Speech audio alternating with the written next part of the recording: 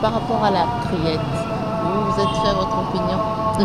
Oui, bon, en attendant d'être attrait devant cette juridiction, pratiquement d'exception, non, il faut dire que la criette est suffisamment décriée pour ne pas prêter attention à ce qui se dit, au ressenti que cela inspire. Et donc une loi qui induit autant d'incompréhension, autant d'anathèmes, est probablement mauvaise ou en tout cas manque de toucher à l'essentiel. Et je serais beaucoup plus rassuré si on remettait à plat la loi portant organisation judiciaire au Bénin, si nous retrouvions les principes essentiels liés aux garanties de défense de tout prévenu qui est non seulement présumé innocent, mais a droit à ce que sa cause soit examinée avec la possibilité de faire appel d'un jugement qui ne lui conviendrait pas. Et il est bientôt trop tôt de se prononcer de manière définitive, mais il est préoccupant de savoir qu'une cour, une juridiction comme celle-là emprunte pratiquement à une cour d'exception. Et cela ne me paraît pas faire bon ménage avec un ordre judiciaire basé sur la règle de droit, basé sur l'équité. Et j'ai bon espoir que, chemin faisant, d'abord que le discernement prévaudra de part et d'autre, que ceux qui sont chargés de rendre la justice, en leur âme et conscience, sauront appliquer avec le plus grand discernement la loi, en attendant que le législateur qui a élaboré une loi probablement manifestement mauvaise ne se ravise et la corrige de manière plus acceptable, plus rassurante en termes de sécurité juridique. Oh, ce que je dirais, c'est qu'elle est quand même marquée par beaucoup de tensions, beaucoup de fébrilité, dans la mesure où, d'une manière ou d'une autre, nous sommes déjà dans l'antichambre des prochaines élections qui devraient intervenir en avril 2019 pour le renouvellement de l'actuelle législature. Et donc, ça peut se comprendre qu'il y ait des invectives, qu'il y ait par-ci, par-là, des déclarations intempestives, des bras de fer. Mais point trop n'en faudrait dans la mesure où de ces dérapages verbaux, de cette tension artificiellement entretenue, nous pouvons malheureusement basculer dans quelque chose de moins désirable.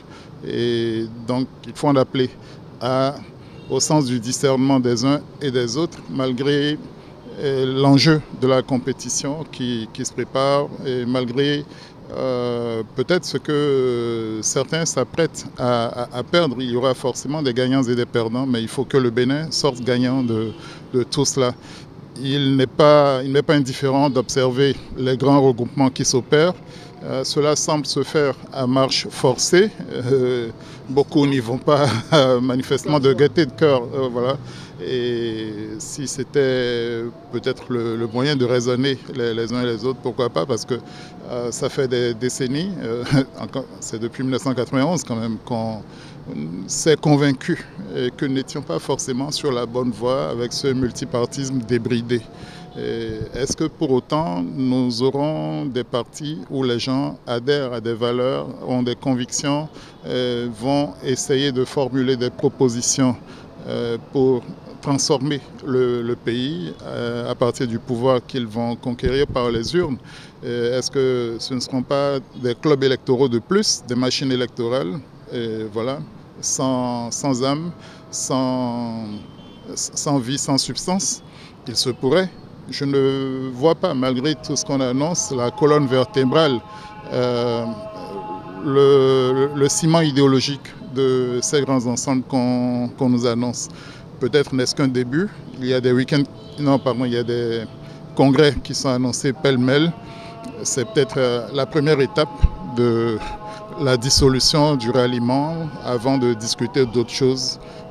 L'avenir nous dira si ce processus de gestation a été bien pensé et surtout va donner des bébés forts qui grandiront vigoureux et utiles à la nation. Est-ce que vous pensez que ceux qui font le choix de ne se rallier à aucun bloc ont des chances de survie dans tout ça? Non, il n'y a pas rigoureusement d'injonction à se mettre en bloc ou pas. Non, il faut la loi ou la charte des partis est désormais un peu plus exigeante en termes de militants à la base par commune. Et donc, de toute évidence, cela n'étant pas donné à tout le monde, voilà, nécessité faisant loi, certains ont trouvé plus utile de se rassembler et d'autres de garder leur identité ou en tout cas de tenter la voie soliste. Seul l'avenir le dira, seule la force des convictions des uns et des autres, la capacité d'entraîner davantage de citoyens dans la compréhension de ces enjeux nous dira qui a eu raison, qui n'a pas eu raison. L'opportunisme est une vertu malheureusement très largement partagée dans le monde politicien. Donc les uns et les autres forcément ont des calculs dont ils ne nous dévoilent pas les soubassements.